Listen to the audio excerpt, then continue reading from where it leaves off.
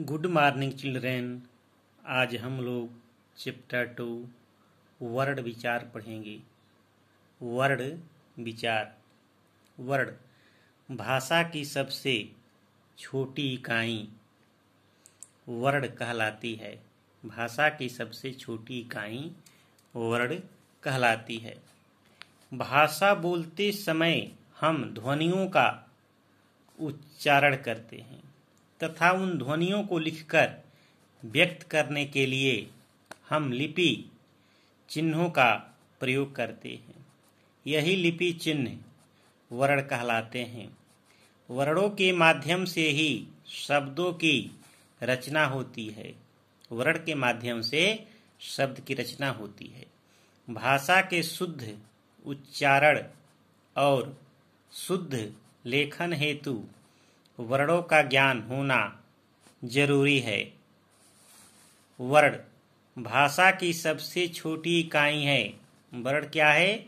भाषा की सबसे छोटी इकाई, जिसे खंडित नहीं किया जा सकता। वर्ण को खंडित नहीं किया जा सकता। किसी भी भाषा को सीखने के लिए सर्वप्रथम वर्णों को सीखा जाता है। उदाहरण ल, श, म, ग को क्या है?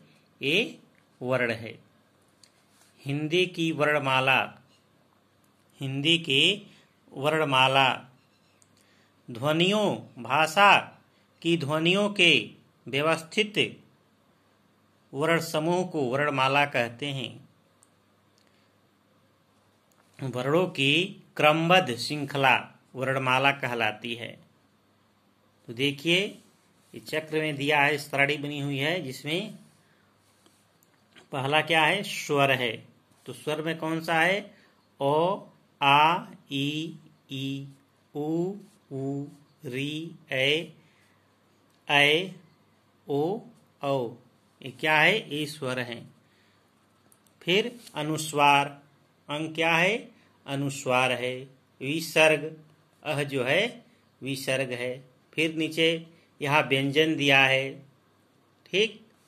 फिर इधर अंतस्थ व्यंजन है, उष्म व्यंजन है, फिर संयुक्ताक्षर, फिर आगत ध्वनियाँ। आगत ध्वनियाँ कौन? ज, फ, आ। ठीक। आगे देखिए, वर्ण दो प्रकार के होते हैं। पहला है स्वर और दूसरा व्यंजन। वर्ण के दो भेद हैं, पहला स्वर और दूसरा व्यंजन। तो देखिए, स्वर।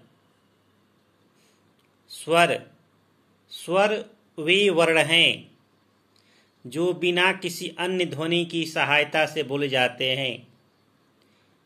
जिन वर्णों का उच्चारण बिना किसी वर्ण की सहायता से किया जाता है उन्हें स्वर कहते हैं। इसका उच्चारण करते समय वायु बिना रुकावट के मुख से बाहर निकलती है। हिंदी में स्वरों की कुल संख्या 11 है। हिंदी में स्वरों की कुल संख्या 11 है। उदाहरण अ, आ, ई, उ, री, ऐ, ओ, औ। इनकी संख्या क्या है? 11 है। ठीक। आगे देखिए, स्वर के भेद। स्वर के 3 भेद हैं। पहला है ह्रस्व, दूसरा है दीर्घ और तीसरा है प्लुत। तो पहला देखिए, ह्रस्व स्वर।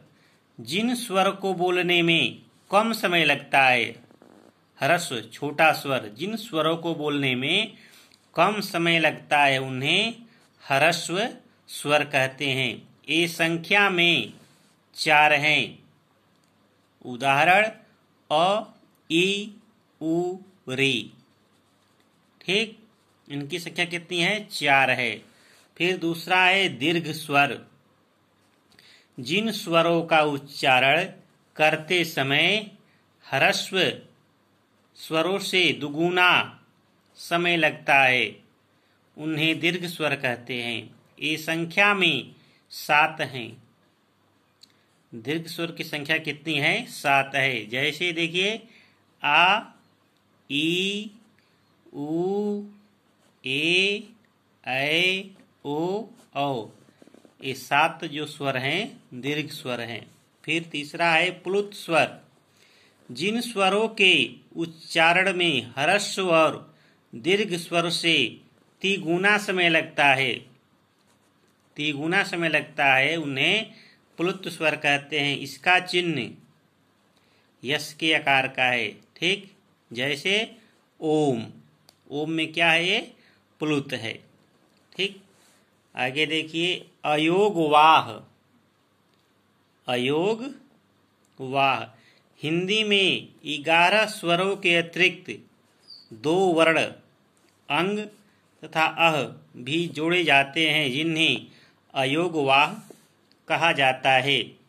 ये स्वर नहीं होते, परंतु इनकी भी स्वरों की तरह मात्राएं होती है, अतः इन्हें स्वरों के साथ लिखा जाता है।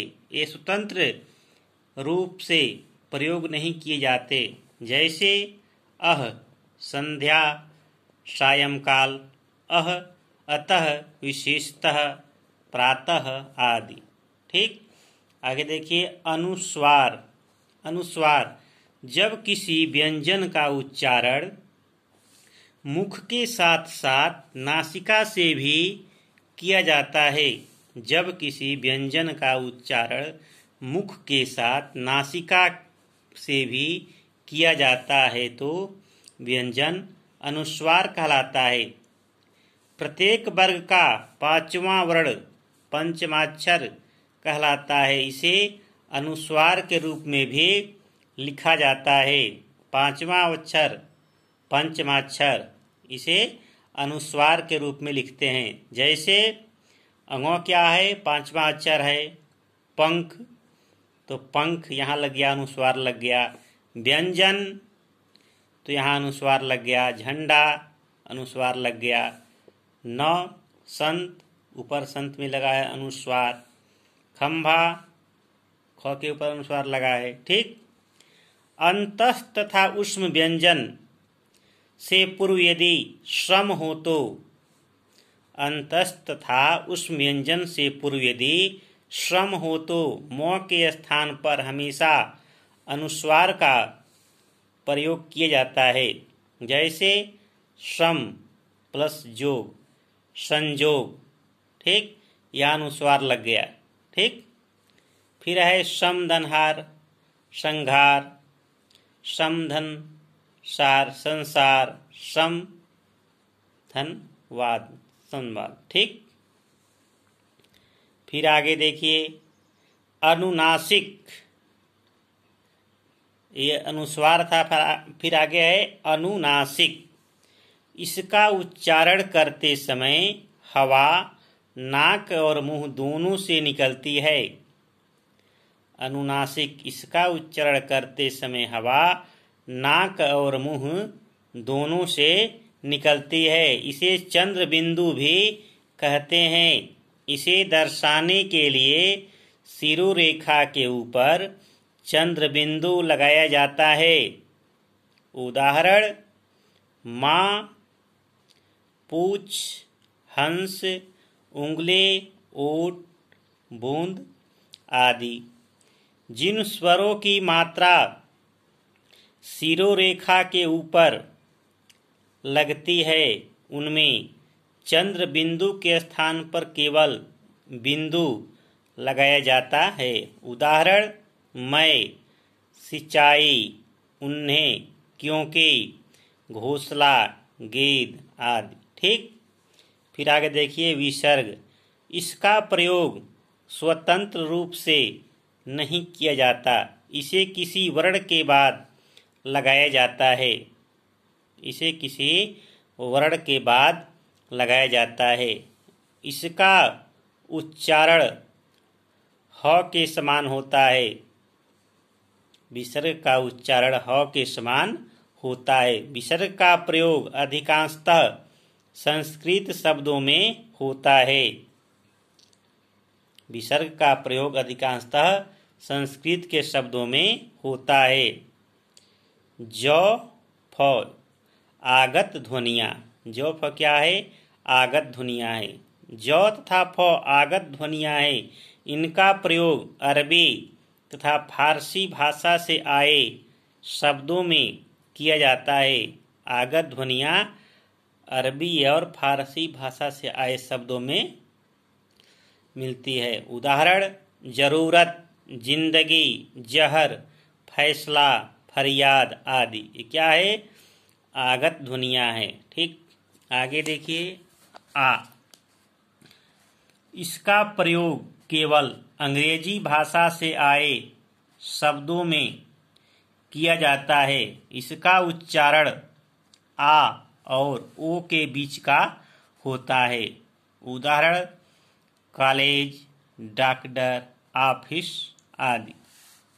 स्वरों की मात्राएं। स्वरों को जब व्यंजनों के साथ जोड़कर लिखा जाता है तो उनकी मात्रा का प्रयोग किया जाता है। अ को छोड़कर शेष सभी स्वरों की मात्राएं होती है। ठीक, तो देखिए यहाँ स्वर अ की क्या है? कोई मात्रा नहीं है। आ की एक मात्रा है। ठीक, फिर ई स्वर है, ई की ये मात्रा है। इसी तरह से इस सब की मात्रा दिया गया है। ठीक।